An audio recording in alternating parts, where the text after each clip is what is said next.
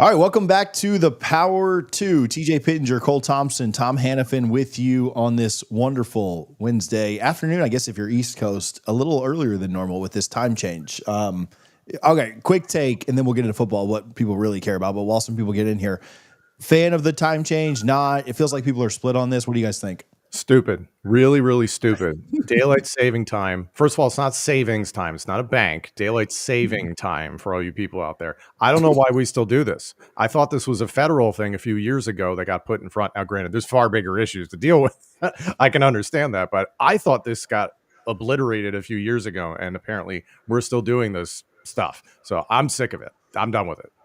I mean, I just found out that I don't have winter depression. I just have clinical depression. So I guess I can appreciate that. That's always fun. Yeah. You know, now the sun's out until 7:30 and I'm like, oh, I'm not actually just wanting to go to sleep. I'm really sad. So thanks, daylight saving. I appreciate you. There's nothing I hate more than losing that hour. I've seen the jokes and stuff like, why does this not happen at 4 p.m. on a Friday? Why does this, why is it in the middle of the night?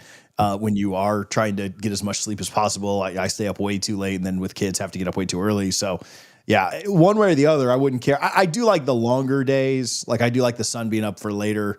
But yeah, I'm not a fan. So, all right, since nobody tuned in to talk about that, let's quick rundown today. We're going to talk about QBs that need to make a jump or will make a jump in 2025. We'll maybe have some interesting thoughts or debates on that. We'll talk about Oklahoma and Northwestern, our two teams that we'll kind of give a way too early preview on. Coaches under pressure. I think just before we even get into that, I think all coaches in college football are under pressure, but it's just different kinds of pressure.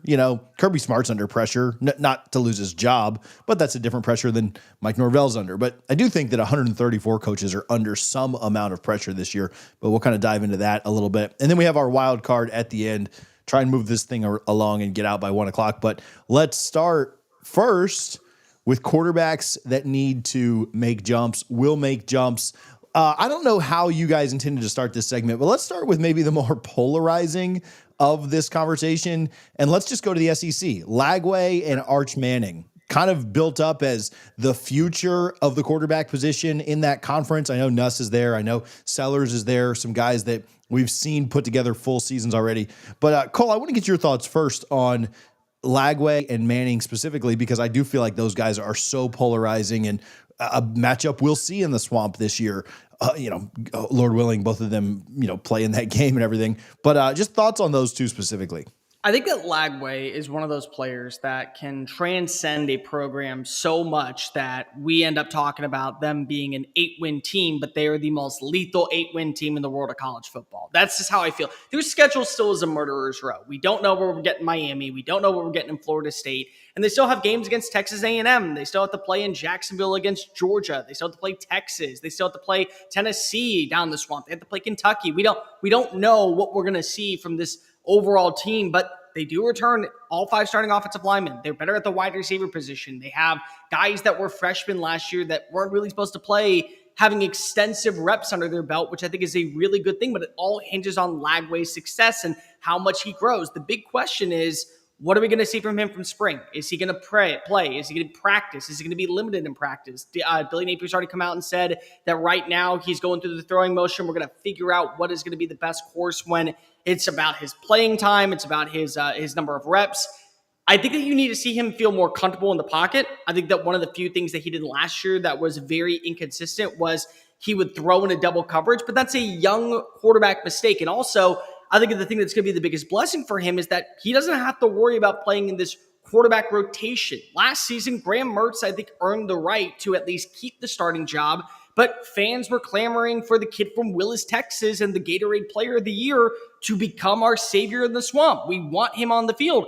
Well, Mertz is gone, and now this is Lagway's team. So we're going to see him, I think, build that rapport with an Aiden Mizell, with a Trey Wilson, with a Dallas Wilson, the 5-star wide receiver that committed to Oregon only to flip at the last second after enrolling in Eugene to go to Gainesville. And Verntrell Brown, there's so much to like, I think, about Florida's overall offense. And they have a solid run game with Jaden Baugh, but it all starts off with the quarterback. I want to see him double his passing total. I want to see him double his touchdown rate. I want to see him limit his turnovers. Not cut it in half, but I would say at least maybe 5 to 6 turnovers. and get a prominent win. It may be against Texas, it may be against Georgia, it may be against Tennessee in the Swamp, but get one of those signature wins that stabilizes you as the next big-time name. Arch Manning is really interesting, guys, because my thing with him is I've been here before. And what's really fun is that I've been here before with a team that has the same logo and a different shade of orange, and fans decided to dub him the next big-time threat before we really got to see him unfold, and that was Nico Iamaleava at Tennessee last year. Everybody after the bowl game with Iowa said, well, Nico is the dude. Nico is going to lead us to the promised land, and Nico's going to be – and I'm like, guys, you have a solid defense. You have a great run game headlined by Dylan Sampson. Your wide receivers are dropping balls left and right. This isn't 2022 with Hendon Hooker, where he had Cedric Tillman and a guy like a Jalen Hyatt or a Brew McCoy and great tight end play. They were limited at times. And that's kind of how I feel right now about Texas. I think Texas is going to the college football playoff. I think when you look at their schedule, I think when you look at their overall roster construction, what they've been able to bring in from the transfer portal, what they've been able to recruit, number one recruiting class in the SEC, number one recruiting class in college football, they will be a playoff team. But for anybody to have these pre-recollection anecdotes of what Arch Manning has to do to call year one a success is out of their mind. They're worse than Vol Twitter right now, because this is a guy that is losing his 4 starting offensive linemen. He's losing his best 3 wide receivers. He's losing a tight end. He's losing one of the better running backs out of the backfield in Jaden Blue. It's a brand new system for him, and now it's his job. He doesn't have the security blanket of, hey, we're only going to put you in on 4th down. You're going to run it for a 1st down. You come off the field, and people love 16. And we know what the trajectory is down in Austin. And Texas fans, this is not a shot at you. I'm part of you. I love you. I love what the burnt orange pride is in the SEC. But we've done this every single offseason. One quarterback wasn't good enough because he wasn't Colt McCoy, so you call for the next guy's name. You call for the next guy's name. It wasn't Sam Ehlinger, you want to call for the next guy. You want to call for Casey Thompson. Wasn't Casey Thompson, you want to call for Hudson Card. Wasn't Quinn Ewers, then you want to call for Arch Manning. You always do this. Arch has all the intangibles to be one of the best quarterbacks. He's mobile. He's got a great arm. His accuracy, I think, is drastically improved from what we saw from his time at Isidore Newman out in New Orleans to what we saw in his one season so far with Texas. But he's got to build that rapport and that relationship. You don't have a Matthew Golden coming on in right now. You have a really good up-and-comer in Ryan Wingo. You have a really good, I think, number 2 in DeAndre Moore. You have some young guys like Lockhart coming on in, but you don't have those veterans. Let's give him time. If I'm Texas, it's a little bit different than Florida. Florida, for me, I want to see DJ Lagway take that next step forward where he is the enforcer, where everybody who comes into the Swamp is looking at him and going, I hate number 2. I hate playing against number 2. It's disgusting. He is my main threat. For Texas, it's, hey, let's get Arch as comfortable as possible, because when he gets on a roll, when that confidence is through the roof, good luck stopping him. Nobody's going to be able to take him down. I want to ask you about Tennessee in a minute, but I do want to move over to Tom. Tom, I know that Penn State, kind of your specialty, and so this one fits pretty well with you. Is it fair to say that Drew Aller was a pretty good quarterback next year, but for Penn State to achieve the level of success he needs to be, is elite, a word that we would use there? Like, does he need to be top 5 in the country? And will he? Like, just thoughts around a jump that Aller could make. A different kind of jump, right? Like, I'd say he's ahead of where Lagway and Arch are right now. But will he stay ahead if those guys do make leaps? Like, what are your thoughts on him? I think it's an easy argument to say that Drew Aller is the best returning starting quarterback in 2025 in college football. You could argue Cade Klubnik. I'd hear that argument. I'd hear Lenora Sellers, those sorts of things. Nico, not as much. I understand some of the arguments that are out there, but who are you really going to put above him? And that Garrett Nussmeier. Nussmeier's better than Drew Aller. I would do it. I would say it. Nussmeier's got to prove it with LSU, and like you talked about it last time out, a lot of his stats, garbage time stats, they had to throw the ball to stay in games, that sort of stuff. It's a complete inverse with Drew Aller.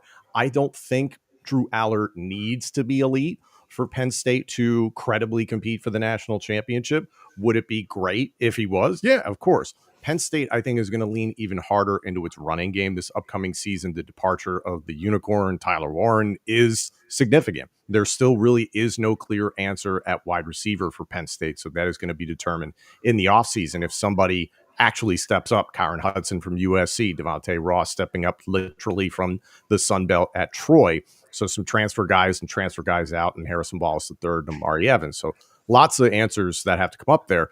Drew Aller can't catch his own passes. So I kind of expect you to see a little bit better of a version of Drew Aller this coming year. 2023, he was very timid and conservative with the football, but very safe with the football. He got more aggressive, took more risks, and he looked more like a leader and a guy in control of the offense in 2024. I think he takes another step that will help Penn State. But I firmly believe, and I'm biased. I do a show about Penn State. I'm an alum. I think Drew Aller is the best returning starting quarterback in 2025. Now, this whole conversation about jumps, I want to dive in on the Arch Manning thing.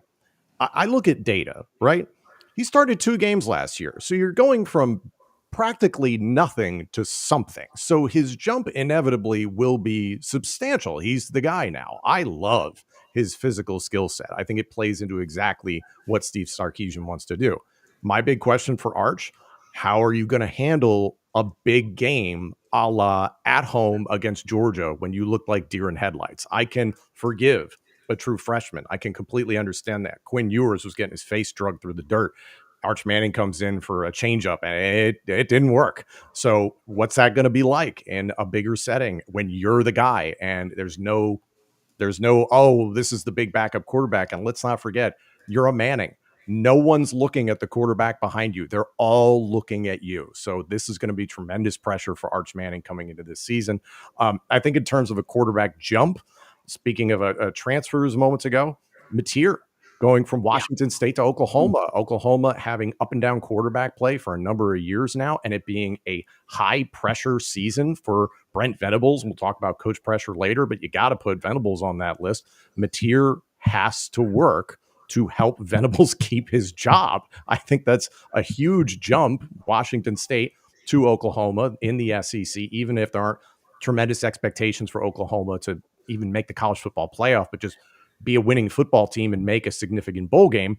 Mateer has to be a big reason why, and he had a good performance at Washington State, obviously warranted getting a bigger job, but I think you have to look at Mateer as a guy that has to make a jump for the Sooners to be better.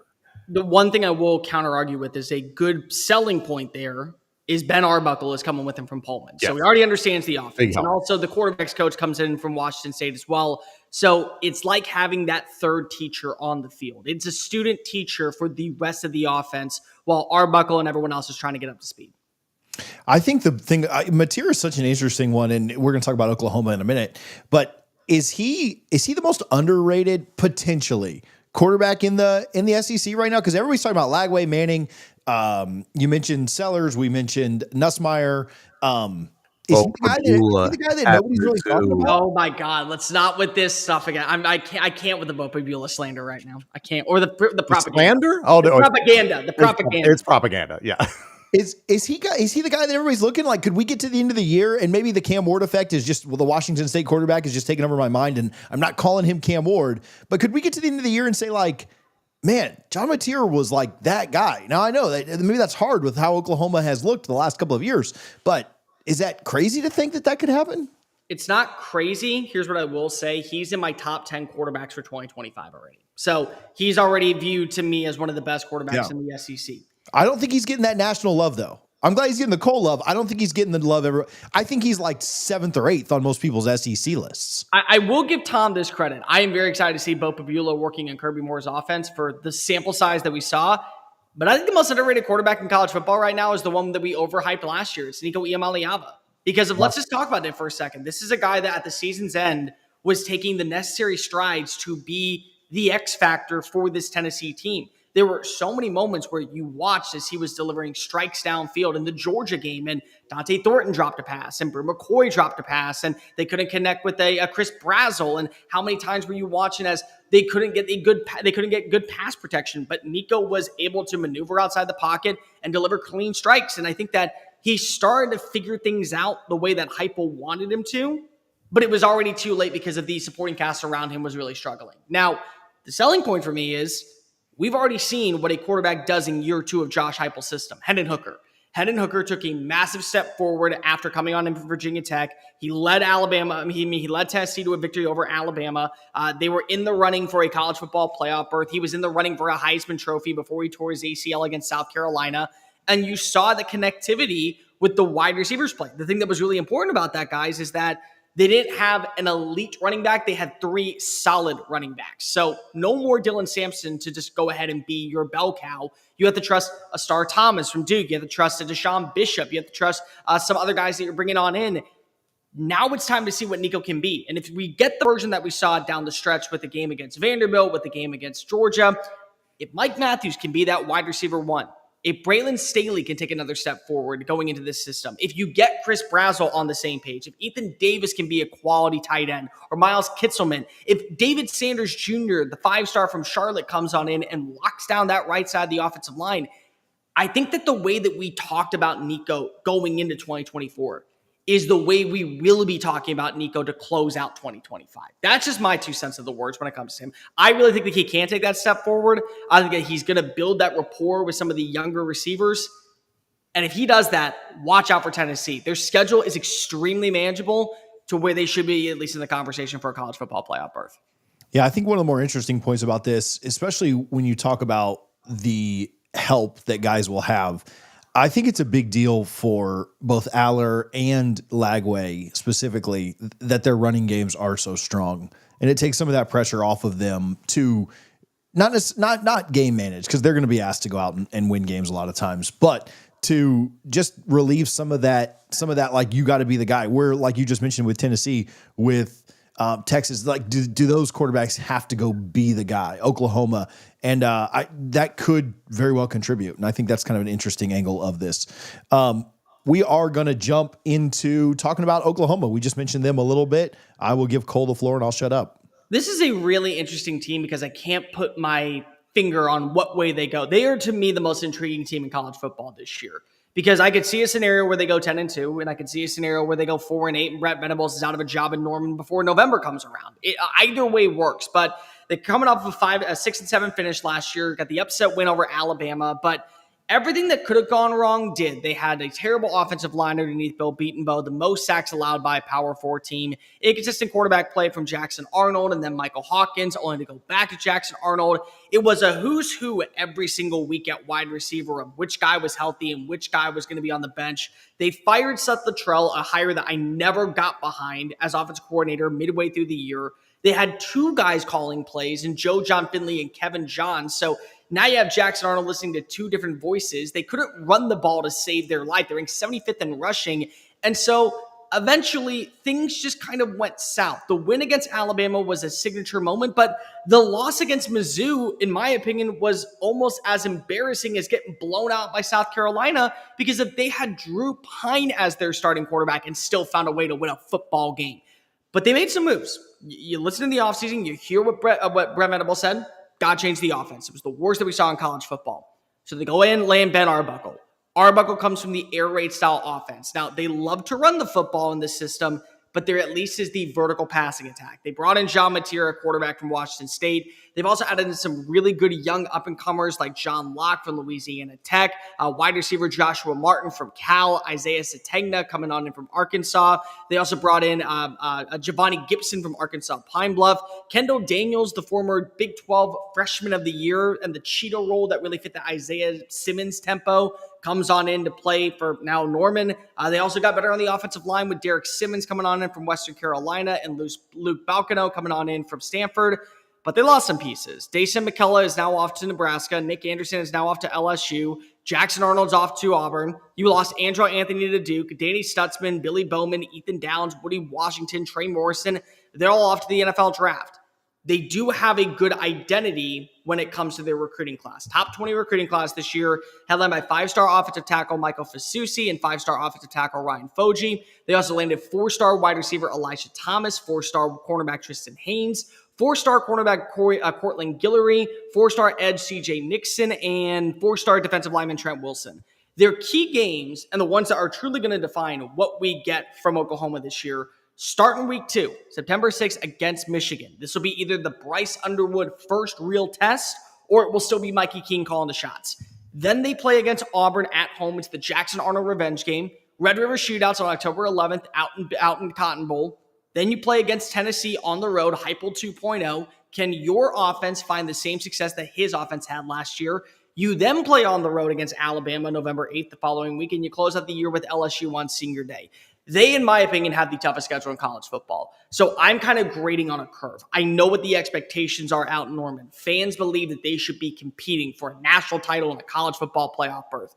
But I believe if you go 8-4 with the schedule and you get quality play from John Mateer to where he's back for 2026, that's a winning formula. I want to hear this season that the offense that we saw last year underneath Brett Venables was a one-year fluke. It was really, really just a one and done.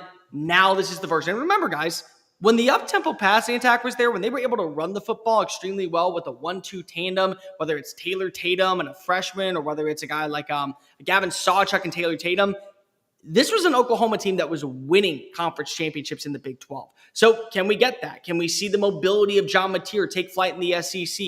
Can the transition be able to make that next step forward from Pac-12 football to conference where it just means more? Can you watch him build that rapport with this offensive line? Can the offensive line be better and not allow 34 sacks in a season? And if you do that, your defense is still going to be stout because of it's always Brett Venables' calling card. Whether or not the offense is a hit and miss, he will always have stellar defensive play. And I think in special teams will take another step forward. Two things I'm watching for this year, the X Factor player. I'm really excited to see what Giovanni Gibson brings on in from Arkansas Pine Bluff. Last year, he had over 1,200 receiving yards, 9 touchdowns, 6 games of 100 receiving yards. Pairing him with Deion Burks, the former Purdue transfer, could be a blessing in disguise. And I think the X Factor is the offensive line. At the end of the day, you have to have the big man up front blocking for your quarterback. I know that John Mateer is mobile. I know that he is a dude that's coming on in with 40-plus touchdowns and over 4,000 scrimmage yards last year. But it's not Pullman, Washington. This is the SEC. There are big dudes that are wanting to kick your ass to oblivion, and they have a motor that will not stop until they hear the whistle, and even then, sometimes it's too late.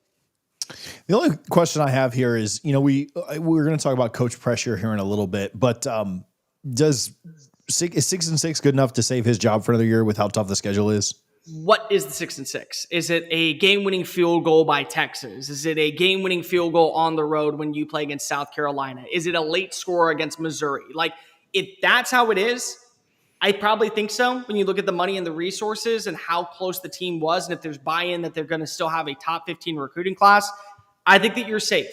I think 7-5 guarantees you're back for another year with this schedule. I think 8-4, 1,000% guarantees you're back next year. But if you're going 6-6 and you're losing by 20 points to an Ole Miss team that doesn't have a starting quarterback with experience, and you're getting blown out by Alabama and they're putting in their backups, or you're looking at the game that we saw against South Carolina, that's where you have to have a serious conversation if you're Joe Castiglione and now Jim Nagy, who's coming on in as the GM and saying, can we sell Brett Venables as a guy that is willing and able to win in this conference, especially with the way that Texas is picking things up, A&M is picking things up, Ole Miss, South Carolina, Missouri. We got to make a change, and if we got to make a change, we got to do it now because we can't be holding our head down and saying we're turning into Nebraska 2.0. Yeah, can't just delay the inevitable. Let's move over to the Big Ten a little bit. Tom, let's talk about Northwestern. I know maybe not the most exciting team in the world, but we are going to give love to everybody in the SEC, the Big Ten here on the Power 2. Northwestern thoughts early in March. Yeah, thank you to college football fans for slogging through the mud that is the bottom of the Big Ten over the last few weeks. We're going to work our way up. I promise. We're on our way there. It just takes a minute. All right, Northwestern in 2024, David Braun. 2023, everything looks fantastic for Northwestern. 8-4 overall, 5-4 in conference. And David Braun, brand new head coach after the Pat Fitzgerald debacle. 2023 Big Ten Coach of the Year. Awesome, right? Okay. Northwestern comes back down to earth. 4-8 overall last season, 2-7 in the Big Ten. The Wildcats got 2 non-con home wins against Miami of Ohio and Eastern Illinois and suffered a narrow 26-20 double OT loss to Duke at home in September. They would go on to lose all of their remaining home games. Northwestern hosted Indiana, went to Iowa, and its last 3 games were versus Ohio State, at Michigan, and then against Illinois. Their 2 Big Ten wins came at Maryland by an impressive score of 37-10, and then at Purdue, they won 26-20 in overtime. They love that number. Northwestern will continue to play at the very scenic Lanny and Sharon Martin Stadium against Lake Michigan and Evanston, plus a pair of, quote, home contests at Wrigley Field in Chicago. Key returns / additions. The big one is quarterback Preston Stone from SMU, who had a stellar 2023 before he broke his leg, and then Kevin Jennings took over. I'll get to more on that in a moment. Wide receiver Griffin Wild from South Dakota State, wide receiver Chase Farrell from Stanford are going to be relied upon heavily, and there's a lot of excitement about what those two can do to upgrade the wide receiver position. Offensive tackle Xavier Gray from Liberty, offensive lineman Zach Bjernstein from South Dakota State. The Jackrabbits were busy with this team. Safety and Darius Coffey from Memphis, defensive back Fred Davis II from Jacksonville State, internal offensive lineman Martez Lewis from Minnesota, tight end Alex Lyons from New Mexico State, and linebacker Yanni Karlaftis from Purdue, Big Ten rival. More on Karlaftis later on. You might recognize that name. Returning defensive lineman Carmine Bastone, defensive lineman Aiden Hubbard, Anto Saka is somebody to watch on that defensive line. That could be a strong point for the Wildcats in 2025. Running back Joseph Hyman II could be expected to be the bell cow. Running back Caleb Como Lafe will return as well. And quarterback Jack Lausch, who didn't exactly have a stellar 2024, but he is at least the returning starting quarterback from last season. Preston Stone is expected to really take that spot. Key departures: your leading rusher, your leading receiver, your number one interceptions guy on defense, and your top receiving tight end. Kind of a problem. Running back Cam Warner graduates. Wide receiver AJ Henning graduates. Linebacker Xavier Mueller graduating. Safety Coco Azima led the team in interceptions, graduated. Quarterback Ryan Hilinski, who started a bunch of games for Northwestern over the years, was very average Northwestern quarterback. Wide receiver Bryce Kurtz, who had his injuries, but really was a solid wide receiver at times for the Northwestern Wildcats. And then tight end Thomas Gordon has graduated. Into the portal, interior offensive lineman Jordan Knox, former four-star, cornerback Theron Johnson to Oregon, inside offensive lineman Josh Thompson, former four-star. He's off to LSU. Safety Devin Turner off to Baylor. Wide receiver Reggie Florima, former four-star. He is into the portal. Your top recruits, there's one four-star, defensive lineman Mason Main. Everybody else is a three-star. Now, that may be not great for a lot of Big Ten franchises, schools, but at the same time, I actually am very encouraged by that for David Braun. When 2023 went so well and 2024 didn't go so well at all, for a team like Northwestern to get that type of potential star power is really encouraging for their future. Are they going to do anything with it? Time will tell. Key games this year. The season opener is at Tulane. No big deal. Then you're against Oregon at home. You'll have be on the road at Penn State. You'll be at Nebraska. You'll be at USC. You'll play Michigan at Wrigley. You'll be home against Minnesota. Home game against Minnesota at Wrigley. And then you'll be at Illinois to round out the year. All of their November schedule is away from Evanston. That's a quick 8-mile commute from Evanston to Wrigley. So not the end of the world, but still. My expectation for this Northwestern team, 3-9 to 5-7. My overall concern with this program is Northwestern is like someone who trains for a marathon but never enters an actual race. I commend their spending on a recently new practice facility, $270 million, and the soon-to-be open Ryan Field in 2026, which was a project that cost $850 million. I think David Braun seems like a suitable successor to Fitzgerald, but I don't know what enough looks like to Northwestern fans and decision makers to justify over $1 billion spent on a consistently mediocre to poor football program. If there's an additional billion or even $500 million that they're going to put into all of their sports and specifically funnel it into football, and all of a sudden they start gaining major players to this program, then yeah, I could see something. You're upgrading your facilities, which needed to be done a long time ago. I think Preston Stone at quarterback is going to be one of the best quarterbacks they've had in a long time. I'm looking at Mike Kafka. This could be a real step up. The question is, has he recovered enough? Career 5-to-1 touchdown to interception ratio. Solid 2023, as I mentioned, over 3,100 yards passing, 60% completion percentage, 28 touchdowns, 6 interceptions. And then, as I mentioned, Kevin Jennings was able to take over. They really need somebody to solidify the quarterback position. Breakout player for them, I could see linebacker Yanni Karlaftis, who is towards the back end of his eligibility. This might be his last season, if I'm not mistaken. Transfers from Purdue, younger brother of Kansas City Chief George Karlaftis, who was a first-round pick. Karlaftis at Purdue had played well. Purdue obviously also had their struggles. So transferring away from the school that his brother went to and family obviously cares about is significant. I could see Karlaftis stepping up and would have to be a big part of how they get pressure on the quarterback in 2025. I don't mean to put a damper on what is the bottom dwelling parts of the Big Ten, because there actually are bottom dwelling parts in the Big Ten, unlike the SEC. But Preston Stone comes in with a pedigree of winning. Keep in mind that this is a guy that led SMU to an AAC conference title in 2023. Is there pressure on him to where he is going to have to take that next step forward in this offense? Or more importantly, I think for my money, is there a little bit of a ripcord for David Braun to kind of pull the plug on him, because they pulled the plug on him last year? He didn't look great in the Nevada game. He then gets hurt. Kevin Jennings comes on in. He comes back for a minute, breaks his leg, and now it's a done deal. Yeah, it's been a rough road, and obviously recovering from a significant injury like that, you got to see what he actually looks like from a physical standpoint this upcoming season. I just don't necessarily see a guy like Jack Lausch really doing enough to supplant Preston Stone. I don't think the job's going to be handed to Preston Stone. Everything I've understood about Northwestern football and David Braun is that he's going to have to come in and compete. This could be a really positive step forward for this program, is that you get a legitimate, comfortable signal caller, and that Northwestern isn't going to beat you with athletes offensively. They have to get the ball out quickly, and they have to win schematically. So I think this is going to be a positive. The wide receivers that I mentioned have transferred in are going to have their work cut out for them, because I mentioned basically the top, I believe, 4 to 5 receiving threats for Northwestern are no longer with the program in one capacity or not. I was a big fan of what Bryce Kurtz could do. AJ Henning had potential, but I think the guys that they have coming in will be an upgrade there. Preston Stone, I think it's kind of this, it's almost as if there is not that much pressure on him. Like, I don't really expect them to think he's going to all of a sudden make this a winning team and lead them to a major bowl game or something like that. If that happens, great. And Preston Stone is going to have a statue outside of Ryan Field at some point in time. But I just don't think the expectations are terribly high for the team as a whole this year. Northwestern has the tendency to build the offense around their quarterback, center of the universe, so to speak. If he can just get the ball out quickly and be efficient in the passing game, he'll set up Northwestern for success. And the rest of it is just do Northwestern things. Drag your opponents down into the mud defensively, play leather helmet football, and be really disciplined. That's what Northwestern does.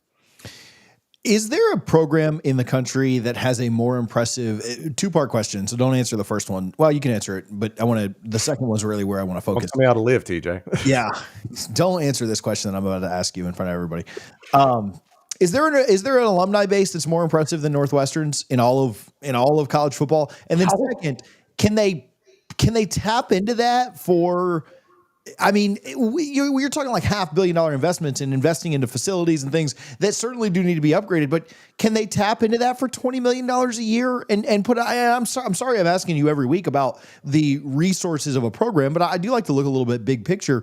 If there was any program that feels like they could do it, okay, you've got $18 million coming from this house settlement. Can you not tap into the most impressive alumni base of all time to get another $10 million to make it a $25 million a year roster and really compete? Because I know there's resources and I know there's investment level at different Big Ten programs that are going to exceed what Northwestern can do. But if there was ever a school, I asked this about Purdue and I asked this about Maryland, and nobody really expects those investment resources to just be insane. But Northwestern could be the program that does it. Is there any realistic chance that could happen there? First of all, I agree with you that yes, it's one of the deepest alumni bases in terms of donors and dollars that you can actually accrue within the Big Ten, at least. I'm not going to discredit some of those teams in the SEC and the Big 12 for that matter.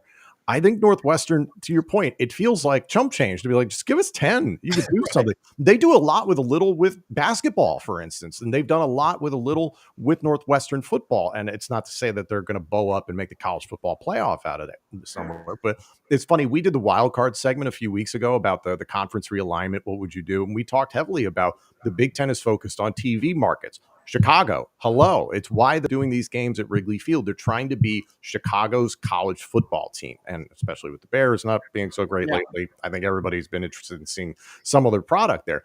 you have that value. You have that ability to recruit the Midwest. You're not going to beat the guys like Ohio State and Notre Dame and Michigan, the juggernauts that exist in that region. But you're going to be able to go out and get, as I mentioned, 19 3-stars in this class for Northwestern. That's good. You're a whole 30 ranks better than you were last year in terms of recruiting, according to 24/7 Sports. So I think it's there. It's just, are you going to throw down the money? I think there's the academic hurdle naturally that comes up with a school like Northwestern, where it's like, okay, you might not be able to get certain guys that have elite skill sets, but I don't see a reason why they can't. The point I just said, their facilities desperately needed an upgrade. The issue is, you're not even seeing fans really turn out to this stadium that is essentially a soccer field by the lake. And part of that is the conditions, and part of that, the team wasn't very good last year. Are you all of a sudden going to convince 35,000 people to go to a Northwestern Wildcats game starting in 2026 and sell that place out when you couldn't even sell out your prior home? So I get the investment. I know you had to like build from an infrastructure standpoint, but you better follow it up with some spending on this roster quick. Can they just be Georgia Tech and like land 1 5-star and a couple of 4-stars and that call it a day? Because like honestly, if you do that, that's a team we've seen them do more with less, but more with less for years. I think that's a perfect comparison, and they do have 4 stars, unfortunately, that have jumped in the transfer portal. Maine is the guy that I talked about, is an incoming recruit. It's not the inability to go and convince those guys to come to Northwestern. You're competing in the Big Ten, wide open opportunities. The automatic qualifier changes things in the near future for the college football playoff, so you can sell that a little bit more. But yeah, I mean, it's clearly money to throw around there at Northwestern. Just, tell some kids that you'll pay them X to come play for Northwestern. Simple. Yeah. All right, let's talk a little bit about coaches that are under pressure. Alluded to this in the intro, but every coach in college football is under some kind of pressure. Some of that's to keep their job. Some of that is to get back to former glory. Maybe we'll start there. Some of that is to just take that next step. Some of that is to get out of the can't win the big game. Like every coach is under pressure. Let's start in Clemson, South Carolina. Does it feel to you guys like Dabo is starting to adjust, starting to change things? They're on an incredible hot streak recruiting where they just picked up, I think, 4 blue chip guys, 1 3-star that has offers from like Oregon and Auburn and everybody else that's great too, right? Like, so they've done a really good job this last week. They're recruiting. They've got a top 5 class right now, according to both sites. We're a long way from December signing day, so we'll see how that kind of pans out. They should have a pretty decent season. I think the schedule lines up fairly well for them this year too. Is the pressure that Dabo's under, like, what does that look like, and what do you kind of expect out of him and that program? He's made changes. I mean, we got to give him credit where credit's due. This is a guy that was set in his ways forever, and then he says, all right, let's go make an outside hire. Let's bring in Garrett Riley from TCU. All right, let's give it a defensive coordinator. Let's bring in Tom Allen from Penn State. Sorry, Tom, they had to steal him from you guys, but still, right. You bring him on in, and you're saying, okay, well, and nobody's ever asked Dabo to go and spend ample money the way that Ole Miss or South Carolina or Missouri does in the transfer portal. Just don't be so set in your ways that if they don't pick you first, they're not worthy of donning that orange and purple color with that paw on the side of the helmet. That should never be the case. This is a team that's built to win multiple college football playoff games this year. I love what they have in Kate Klubnik. I love what they have with a better defensive front. I love what they have with guys who are going to have more reps underneath their belt. Their wide receivers, for the first time probably in 5 years, feel like they belong at wide receiver U with Bryant Wesco and TJ Moore and Antonio Williams. They landed a 4-star running back who has been turning heads so far throughout the early stages of training camp. And they're recruiting well. Now, again, they have to retain as many of these recruits as possible from what is March all the way until December, but they're building an identity. My question is that what is going to be the new norm for a Dabo Swinney and for a Clemson team? Is it guaranteeing that they go to the college football playoff and then they're a first-round exit? Are fans okay with that after winning national titles? Is it that we're going to still be the pedigree and the face of the college football playoffs? Of the ACC. We're still ahead of Miami. We're still ahead of Florida State. We're still ahead of any breakout team. That's really where the question comes to. And I think that fans are ultimately going to determine how much pressure Dabo's under. Like if they go 8-4 this year with how much returning talent they have on offense, that's going to turn up the heat just a little bit more, especially with how many players that you were able to land and finally make some changes in the portal. But this isn't one of those years where I feel like if Dabo doesn't win it all, it's not like, okay, well, next year it's time or bust. It's I want to continue to see him make those necessary changes. And he's done that part. So I want to give him credit where credit's due. The dude has been able to at least stabilize what has been an aging past for dinosaurs. And I want to give Tyler and Spartanburg a lot of credit. Without him pushing the buttons out on that radio show, who knows what we would be seeing right now. He is the reason why Clemson is on its way back. I'll second the Tyler and Spartanburg, Tom. Yeah, Clemson, it feels like you either win the ACC championship or you're in trouble. Now, I really don't think Dabo's on the hot seat by any means. And that's the challenge of this argument. It's like, all right, what does pressure look like? And TJ, you hit on that earlier. So I think the expectation for Clemson is you win the ACC championship, period. And time is a factor, and that I think inevitably at some point Florida State financially will get its act together and put something that looks like a competitive football team on the field this year. I doubt it, but like sometime soon. Bill Belichick and UNC, how long is that project going to last? 1 year. SMU money will live on forever. That's something we can all feel pretty confident in. Looking around college football, again, I'll point to my own team, but James Franklin, I don't think he's on the hot seat. But it is win the college football national championship this year or bust. Again, I don't think he's going to get fired. I've been misquoted on this show before in respect to that. I don't think he's going to get fired, but the pressure is you lose Drew Aller, Katron Allen, Nick Singleton, Denai Dennis Sutton, Zane Durant, Akee Wheatley, et cetera, after this year, potentially most of your offensive line. It's all in for Penn State in 2025 to win the national title. Coach pressure, hot seat. Brent Venables, we talked about him before. If this isn't a significantly better year for OU, I expect him to be fired. Looking around college football, I think Sharon Moore should justifiably be under pressure. Is he going to get fired? No, I don't think so. But you just got this major flip, this potentially generational talent at quarterback in Underwood, as Bryce Underwood start immediately, to the point that Cole was saying before. Do you get a little bit of Mikey Keene, the transfer from Fresno State, there for a little bit? Michigan has got a rebound. I think there's a bunch of teams out there that you can look at as like, all right, there's pressure on Marcus Freeman and Notre Dame to get back to right where they were. And it's like, okay, 2 transfer quarterbacks right in a row. You got all the way to the national championship, and it was a tough outing. I think Steve Sarkisian, there's pressure at Texas for him to make the Arch Manning potential real. Again, not the hot seat, but certainly pressure. Kirby Smart, Gunnar Stockton, does that work out? Miami, second transfer quarterback in a row, Carson Beck. I think the pressure is on Mario Cristobal to start delivering there at Miami in a much bigger way. They have to make the playoff. I think the most pressure-packed job right now is Kalen DeBoer. It was since he took the job in Tuscaloosa. Oh, God. He could get fired if they absolutely lose their minds in Alabama. I don't think they will. But I think the pressure on him at Alabama, and Cole, you tell me this, make the playoff, or we're going to lose our minds. Yeah, make the playoff or you'll lose your mind because of now you have your quarterback. But anybody who's like, and there's people out there that just love to get the clicks. And I understand it's a business. You want to get as many people tuned in as possible. But saying the man is on the hot seat after replacing the GOAT and still finishing one spot outside of the college football playoff rankings is an asinine take. And it just shows that you're going for the clicks and you don't really care about college football. I legitimately don't think he is on the hot seat. I think they could absolutely lose their minds and potentially fire him, which would be silly. And I just genuinely don't think that's going to happen. But he is certainly under pressure to make things significantly better at Alabama. So to me, for the Crimson Tide, it's to make the playoff or bust. What about Brian Kelly, Cole? That's a great one. They had the best offense that we'd seen since really probably LSU's last national title a couple of years ago, and really just couldn't do anything with it. This year, not necessarily any easier.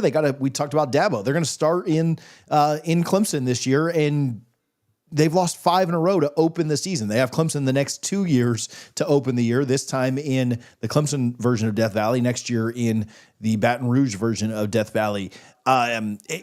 If they lose that one and they still have Alabama on the schedule, they still obviously have a very tough road with Ole Miss and other teams that, they've got to play Florida, who beat them last year.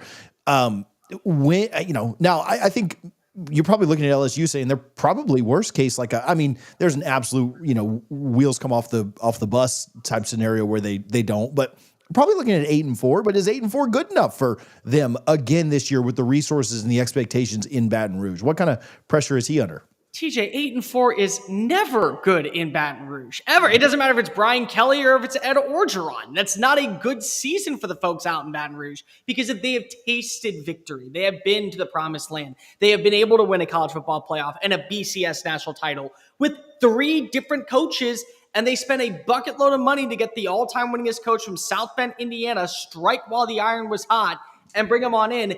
And he wasn't able to do anything because if he didn't decide to clean house with the defense when he had the number 1 offense. They have an explosive offense this year with Garrett Nussmeier back in. I will defend him. He is QB2 for my liking in college football. Get over it, Tom. Drew Aller's like QB7. It's nowhere in the conversation. 7? Oh. He's so low for me. But you have a solid wide receiver core. You spent money in the transfer portal to build your defense up, an area that showed promise at times last year. And you are welcoming Florida to your backyard. You're welcoming South Carolina to your backyard. You're welcoming in Ole Miss. Ole Miss is not the same team that you saw last year. Clemson, it's the ACC. The ACC has lost to the SEC more often than not. Clemson, Dabo Swinney loses to SEC teams to open up the year.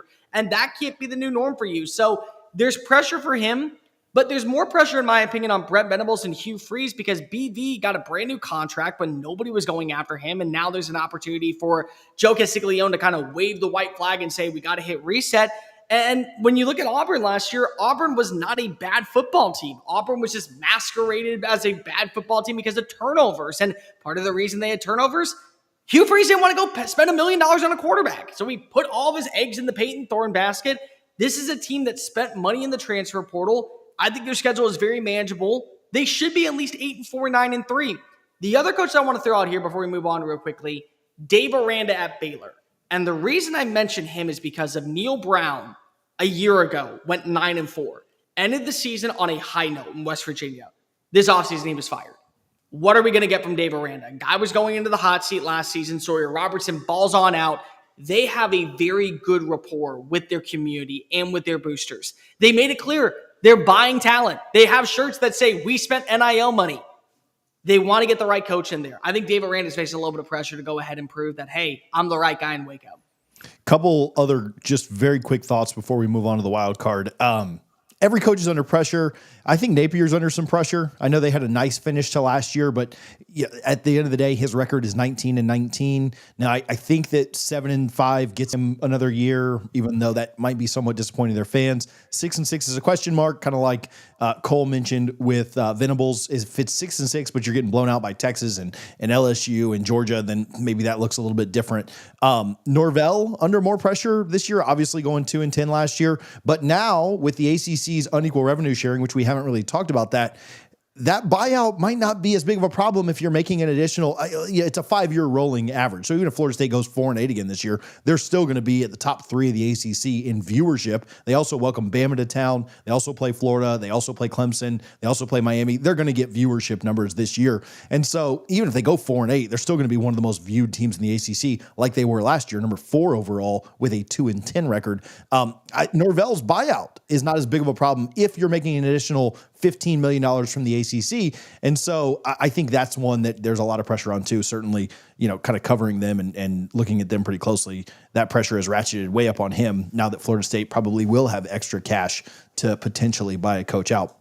All right, on to the wild card, and we'll wrap this one up. Hopefully this is a fun one. We are going to, and you guys don't have to disagree on this one. You can just give me your take. We're going to go through this pretty rapid fire. We got about 9 minutes, and we're going to wrap. So I want to know which team, and I tried to get teams that were in similar schedule situations, maybe not always, but teams that were in similar schedule situations, because if we did this Florida versus Miami, I think it'd be pretty easy to say, well, Miami's in the ACC, a little easier road. But I want to know which team from each of these 5 pairings is going to have more wins over the next 3 years.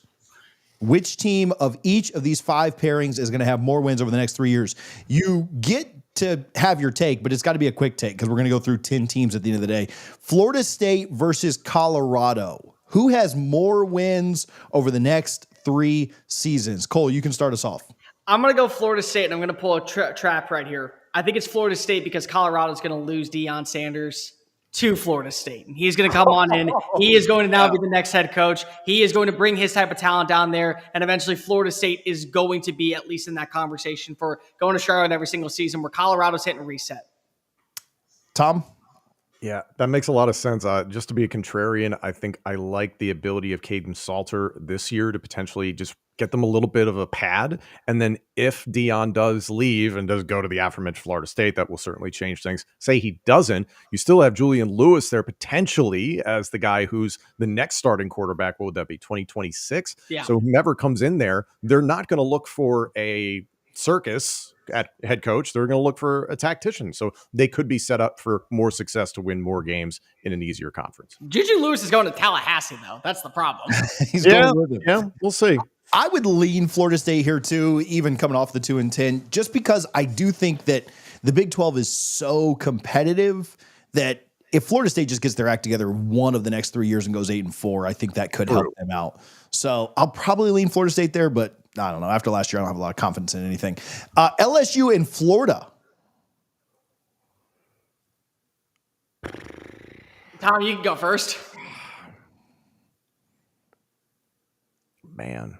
That's a tough one. That's a tough, because I could see both coaches could not be there after 2025. Sure. I'll go with LSU because I think it's a much more ferocious desire to win and a much higher ceiling in terms of willingness to spend. But like what both these teams look like, Lagway, at least you feel confident he should be there beyond 2025. Nussmeier, you're done after this season. So what does the future look like there? I'll go with LSU.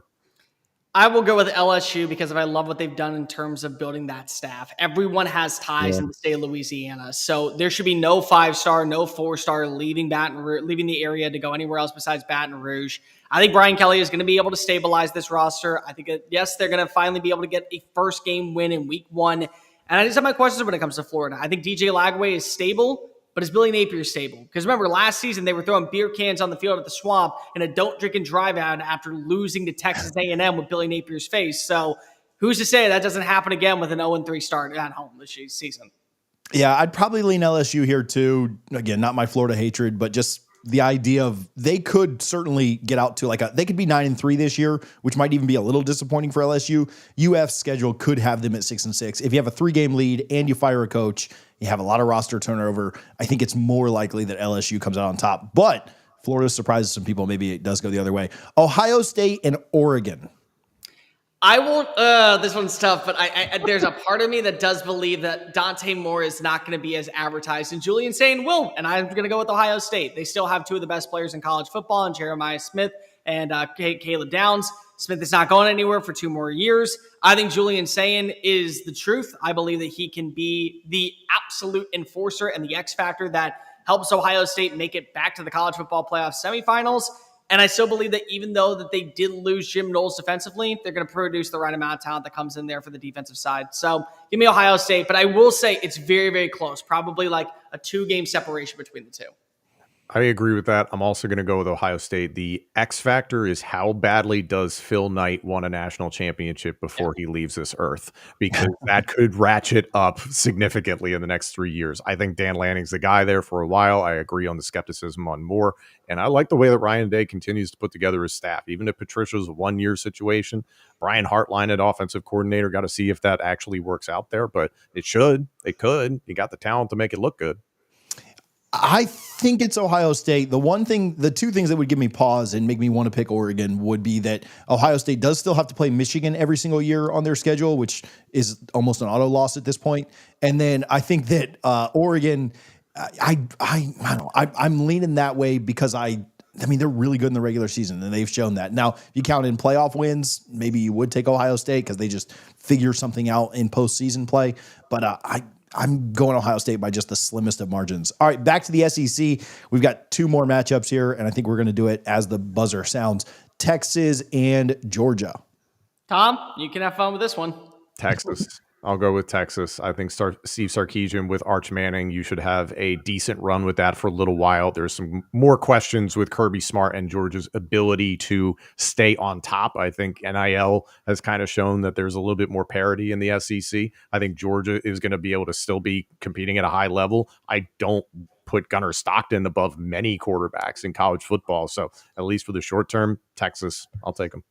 I've doubted Georgia once. I've doubted Georgia twice. I've nearly doubted them a third time. I'm not doing it again. Give me Georgia. I still believe that, yes, while they may have questions at quarterback, remember, they always had these pocket passers that weren't really household names and were quality players, and they had a great supporting cast around them. Glenn Schumann's not going anywhere on the defensive side. You're not losing Kirby Smart to help out with recruiting. You're not losing multiple pieces to the transfer portal. You got a lot of guys coming on in, and you're still landing top 3 recruiting classes. I think that Georgia, the only downside is their schedule sometimes is a little bit more tricky, depending on how Florida looks every single year, depending on how Auburn looks every single year. When they have the matchup against Alabama, that may end up boding to hurting them. But much like an Oregon-Ohio State conversation, I think there's a 1 or 2 game separation, but I'm not doubting Kirby Smart when you put him underneath the spotlight. I'd lean Texas on this one just because of NIL resources and schedule, but we'll see what the SEC schedule looks like for both these teams going forward the next 2 years, right? Obviously, Texas has an easier one this year. Does that flip on its head? Is it tougher for Georgia? I also have a little bit more confidence in Florida and Auburn getting back than I do Oklahoma. Also, Tennessee in there as well. Do they continue to roll? So I think I'd lean Texas on this one. What an idiot, though, to doubt Kirby Smart ever is what I feel like after taking that pick. And then our last one, Tom, you can start us off here because I know that you'll be very unbiased. Notre Dame and Penn State. Notre Dame. Being able to make their schedules a big deal. And having ACC opponents and not Big Ten opponents is a big deal. The pieces that Penn State will lose after 2025 have to be considered. You will potentially be moving into the Ethan Grunkemeyer era at quarterback, potentially with Andy Kotelnicki no longer as the offensive coordinator. A lot of change there. You should be able to rely on, or at least you hope you can have Jim Knowles for a number of years to come. And then the question of, okay, if James Franklin doesn't get it done in 2025, is he fired? No, but like, what now? This is the all-in year. Marcus Freeman, it feels like Notre Dame is on the ascent. Not that Penn State isn't, but I like Notre Dame's trajectory right now. If you told me just this year, I would say Penn State. But 100%. But I agree. I don't think Andy Kotelnicki is going to be there that long. I know that we're losing Drew Aller. I know that you're losing multiple defensive starters. How you're able to recruit and bring in players in the transfer portal is going to be beneficial, but Notre Dame is starting to do that. And the best part is kids that were looking at Ohio State and Michigan and Texas and Alabama, they now view South Bend, Indiana as a prime location, especially defensive talent. And I'm not a big fan of the Chris Ash hire, but I still believe Marcus Freeman has a say on how the defense is run. I don't think Mike Denbrock is going anywhere anytime soon. If he and CJ Carr build that relationship, Carr could be there for 2 more years. So if I've got a 3-year window, give me the Fighting Irish over the Nittany Lions. Yeah, I'll make it a sweep. I'll go Notre Dame on this one as well. Hey, I don't even have a winner in this one. So, I thought it was just a really good conversation. I don't know that we were playing for points today, but this was one of our more fun wild cards, in my opinion. So, we're winning 2-1. So, just for the record. Yeah. I'll give myself the point. So, it's 2-1-1. Yeah, cool. So, because you came up with the idea. So, I guess that works. All right. TJ Pittinger, Tom Hannifan, Cole Thompson. You can follow him on social media, Mr. Cole Thompson, and then just at Tom Hannifan. Appreciate you guys for tuning in to the Power 2 where you're on College Football Addiction. We'll be back next Wednesday at noon Eastern. We appreciate you guys.